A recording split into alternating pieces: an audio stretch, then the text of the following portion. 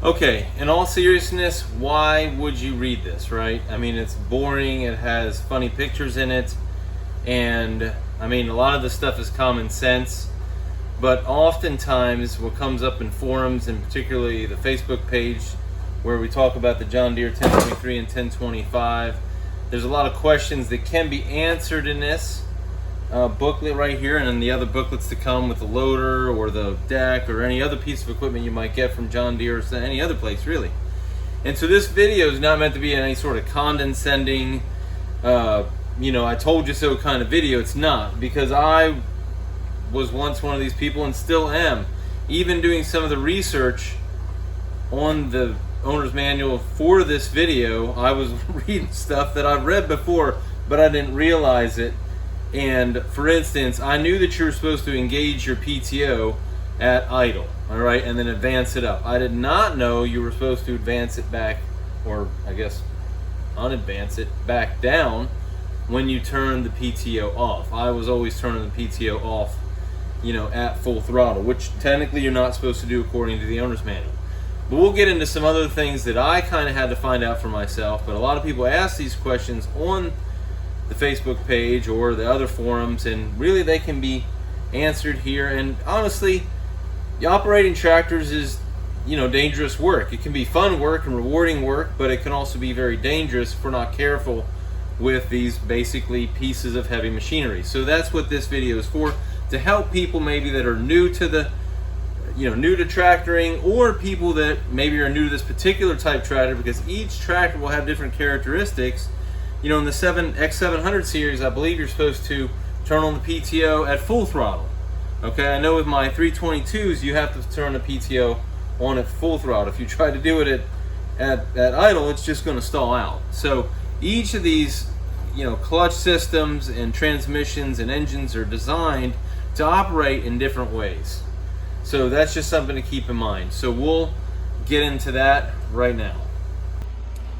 So again, I know why people don't. These are kind of like it's a lengthy book. It's John Deere's numbering system is really whack. I mean, 70-1, 70B-1, 200- we suddenly skipped to 200-2.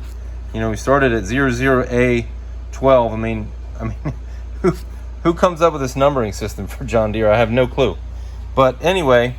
So I have some things out here, the pictures are funny, you can, apparently drift your tractor, tractor rollovers are really serious, so I'm not going to make too much light of that. People are killed every year because they're not reading the owner's manual, they're not having enough ballast, they're not operating the tractor correctly, so that's something I encourage people to do.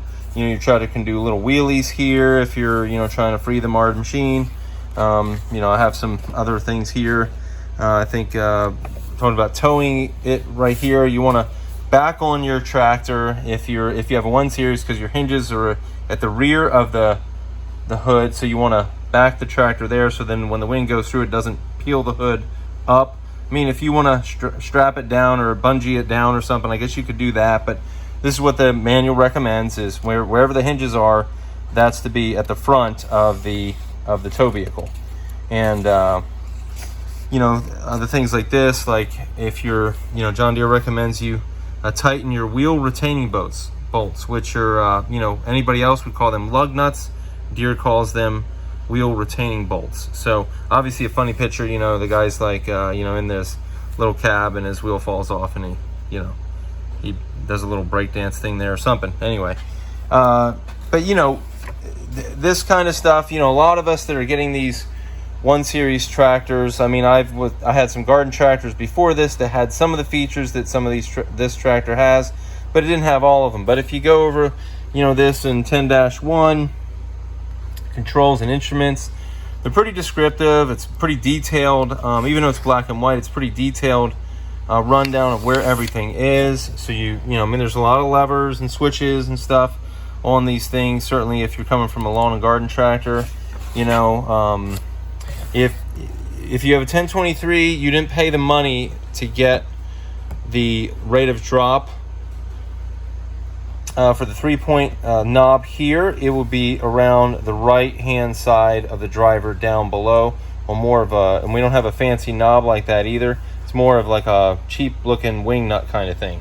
So just know that that's a really good feature, though. I didn't know about that feature until I was, doing some more reading in this, and then I couldn't find that, so I had to kind of do some more research and then find it where it was on the 1023. And you got your instrument cluster right there. This guy looks like he's having fun. He's got the arms up like he's on a roller coaster, but clearly PTO safety is paramount. I mean, if you're running a PTO, you can get your arm stuck in there, a piece of clothing, stuck in there, maybe jewelry if you wear jewelry when you're tractoring, or, anything else. If you have tools hanging down or something, you don't want to be anywhere around the PTO when it's on. I think that probably goes, I think that's probably common sense, but, PTO accidents happen, so, that's why they're in here, right? I mean, a lot of things don't get in here until something bad happens. One of the things that comes up is Pto Speeds. If you look at this picture of the instrument cluster, you can see, that it says 3,200 RPM for engine speed, and that's to achieve your 2,100 mid PTO and your 540 rear PTO. Okay, so no one ever says it's a 440 PTO or it's a 1,600 PTO. The blades on the deck are designed to move at a certain speed at the tips for optimal performance. So that requires 2,100 RPM. I didn't make this up. I remember, I'm not an expert, but the John Deere engineers that wrote the manual are the experts. So I'm just saying that I would probably bow to their better knowledge on that. Same thing with the rear PTO. I mean, if you're bush hogging or if you're tilling, if you're less than 540, it's going to bog quicker, it's going to recover slower. I mean, it's just not right. You're going to have a miserable day, I think. And, the other thing is, I hear some guys say, oh, we're going to save a little bit of fuel economy. For one, it's a diesel. It's going to run all day with, in the same tank of fuel just about anyway. I think my 1023 has phenomenal fuel efficiency.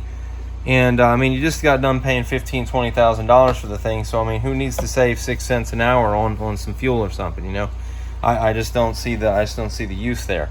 And you're killing the performance. The hydraulic pumps are supposed to be designed to run at a certain speed. So just keep that in mind. Hey folks, that wraps up the video. Other than one thing I did leave out that I would maybe take exception with the owner's manual is the fuel filter replacement. John Deere recommends fuel filter replacements at 400 hours. I doubt many of us get to 400 hours before we need to replace the fuel filter. I just replaced mine, I think, for the 3rd time, and it was pretty dirty. You can see a picture right here, and it was definitely affecting performance because once I got the new one in, it made a big difference. And I have like 332 hours on mine right now, and I've replaced it 3 times. So you're not going to get 400 hours, or maybe if you do highway hours or something, but mine's always in the dust or dirt or grime or whatever. So but honestly, the owner's manual is written by John Deere experts and engineers, so my guess is they designed the tractor. They probably know how to operate it, maintain it, again, except for the fuel filter thing. And so that's what a lot of new owners and new people to the site ask these questions, and I think it's perfectly fine that they ask these questions.